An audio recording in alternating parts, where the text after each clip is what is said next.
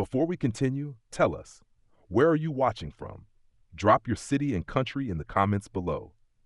Today's story proves that true strength isn't always about fighting. Sometimes it's about control. But what do you think? Was Jake out of line?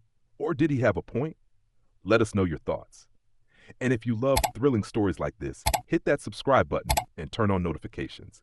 Because tomorrow, at this very same time, we're dropping another powerful Royal Guard story that you won't want to miss. See you then.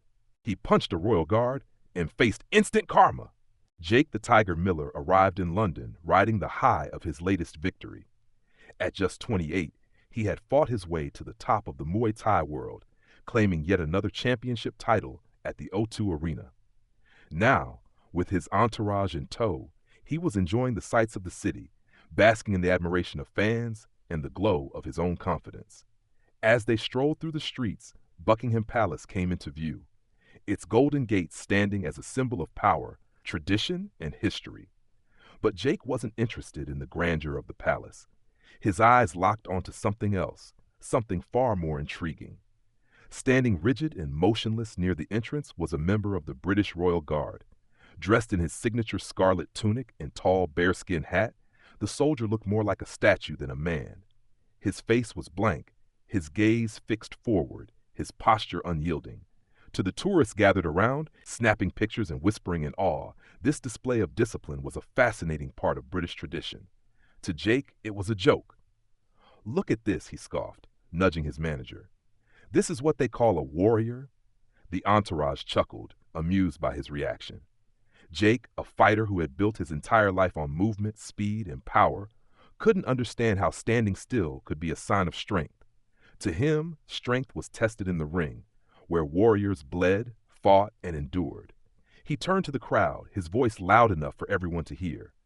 "Where I come from, warriors don't stand around like mannequins. They fight, they move, they prove themselves." A few tourists shifted uncomfortably.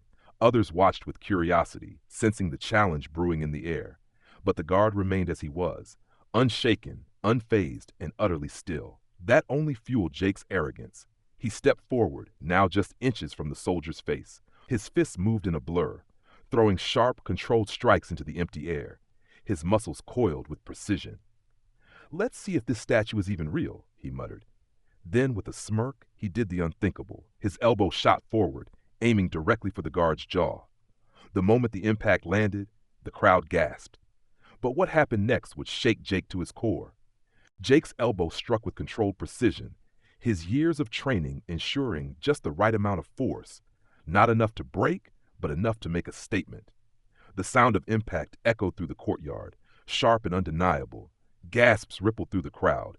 A child let out a startled cry. Someone whispered, "Did he really just do that?" Jake stepped back, a smirk creeping onto his face. "See?" he called out, turning to the onlookers. "Your statue can feel pain. He's human after all." His entourage chuckled, the tension of the moment feeding their amusement. But something was wrong. The victory Jake expected, the moment where his opponent would stagger, react, do anything, never came. The guard didn't move. His head had tilted ever so slightly from the strike, but his posture remained as rigid as before.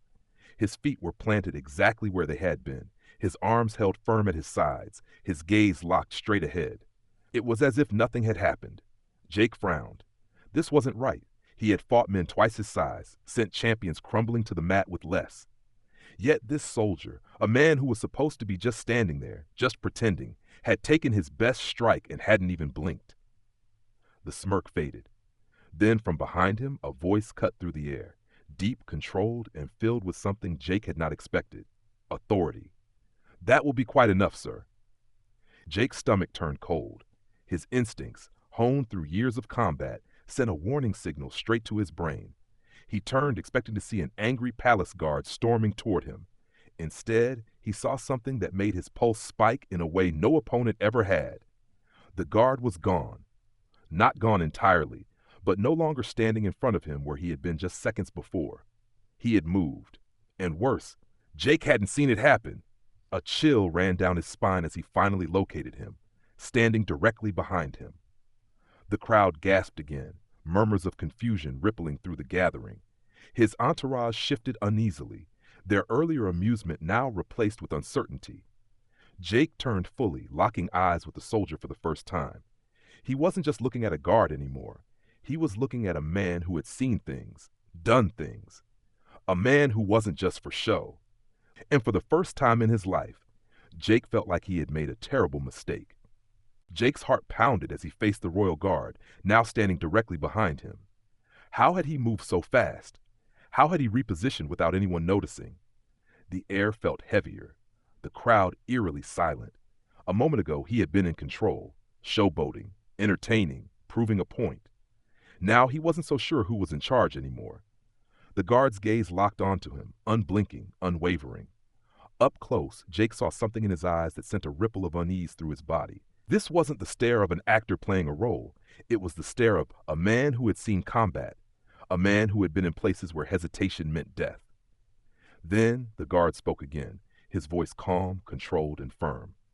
Corporal James Harding, 1st Battalion Grenadier Guards, 2 tours in Afghanistan, 1 in Iraq, close quarters combat instructor. Each word landed like a blow, stripping away Jake's bravado piece by piece.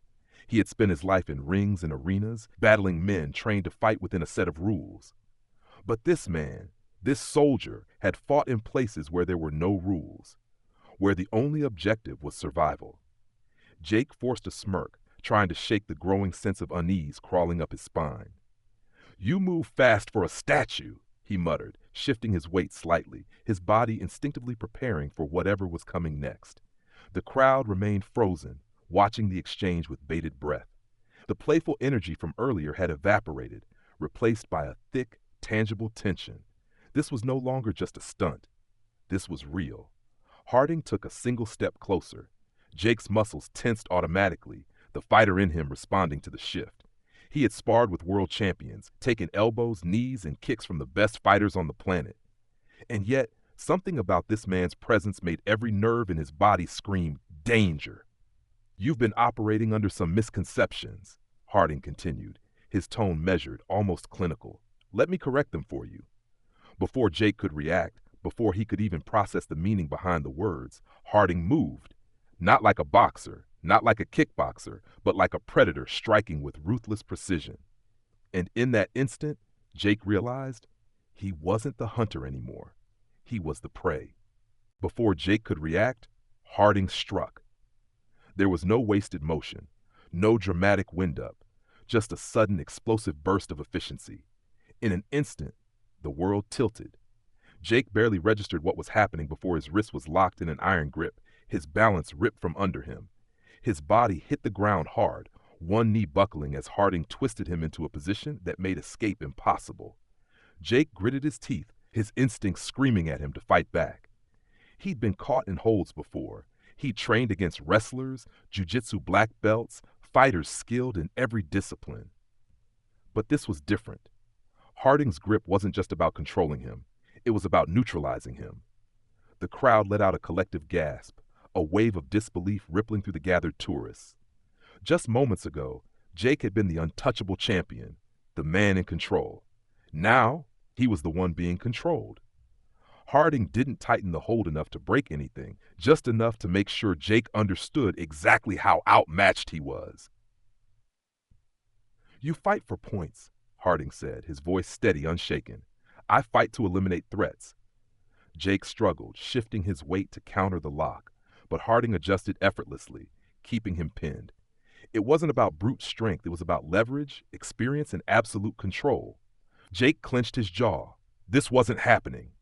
This couldn't be happening. His entire career had been built on movement, on aggression, on forcing his opponents into submission. He had never been the one on the receiving end, never felt this kind of helplessness. Harding lowered his voice, the quiet tone somehow even more terrifying than shouting. "Your 8 limbs against my battlefield experience? The difference is purpose. You fight for glory. We fight because our lives and the lives of others depend on it." Jake inhaled sharply, the weight of those words hitting him harder than any strike ever had. The discipline he had mocked, the stillness he had ridiculed, he finally understood. It wasn't weakness, it was control, power in its purest form. For the first time in his life, Jake wasn't the strongest man in the fight. And worse, he realized it too late. Harding held Jake in place for just a moment longer, his grip firm but measured. He wasn't trying to hurt him, just to make sure the lesson had been delivered. And it had. Jake could feel it in the way his own body responded, no longer tense to attack, but instead bracing against an opponent he had no answer for. This wasn't a fight. This was a demonstration of power without violence. Then, just as effortlessly as he had taken control, Harding released him. Jake staggered back, rubbing his wrist, his breath uneven. His mind was racing. How had he been taken down so fast? How had he been overpowered with so little effort? A moment ago, he had been invincible. Now, he felt like a reckless child who had picked a fight with the wrong man. The tourists who had gathered stood in stunned silence, eyes bouncing between the two men. The energy had completely shifted. Before, Jake had been the spectacle, the showman, the undefeated fighter putting on a performance. Now, all eyes were on Harding. The guard adjusted his posture, standing tall, as composed as he had been before the entire ordeal began. There was no anger in his expression, no satisfaction in proving a point, just an unshakable presence that radiated discipline. Jake swallowed hard. He had fought champions, legends, warriors from every corner of the world. But this was something different. Harding spoke, his voice even, controlled. The stillness you mocked, that's discipline. The uniform you ridiculed, it's earned. And the ceremony you dismissed, it honors those who stood before us, who gave their lives so we could stand here today. Jake took a slow breath. The arrogance was gone. His mind was no longer filled with the need to prove himself. Instead, he listened. He glanced down at his hands, the same hands that had won him countless fights. For the first time, he felt the weight of his own ignorance. In Thailand, he finally said, his voice quieter, we have a saying, judge a tiger not by its stripes, but by the scars it carries. He met Harding's gaze. I judged wrong. Harding gave the slightest nod, acknowledging the shift. A common mistake, he said. Perhaps next time you'll learn before you strike. The crowd exhaled, the moment finally breaking. And as Harding turned back to his post, returning to taut the stillness Jake now understood, the fighter knew one thing for certain. This was the lesson of a lifetime. What do you think about this showdown? Did Jake get what he deserved? Or was he just trying to prove a point in his own way? Do you think true strength comes from discipline and control, or from action and movement? Let us know your thoughts in the comments below. This story is a powerful reminder that strength isn't always about how hard you hit, but how well you can stand your ground. Sometimes the greatest warriors aren't the ones throwing punches, but the ones who know when to act and when to hold back. Have you ever been in a situation where you misjudged someone's strength, only to realize later that they were far more capable than you thought? Also, tell us, where are you watching from? We love seeing how far these stories reach, and we'd love to hear from you. And if you enjoyed this story, make sure to hit that subscribe button and turn on notifications. Tomorrow at the same time, we're bringing you another incredible Royal Guard story that you won't want to miss. So, drop a comment, share your thoughts, and we'll see you in the next one.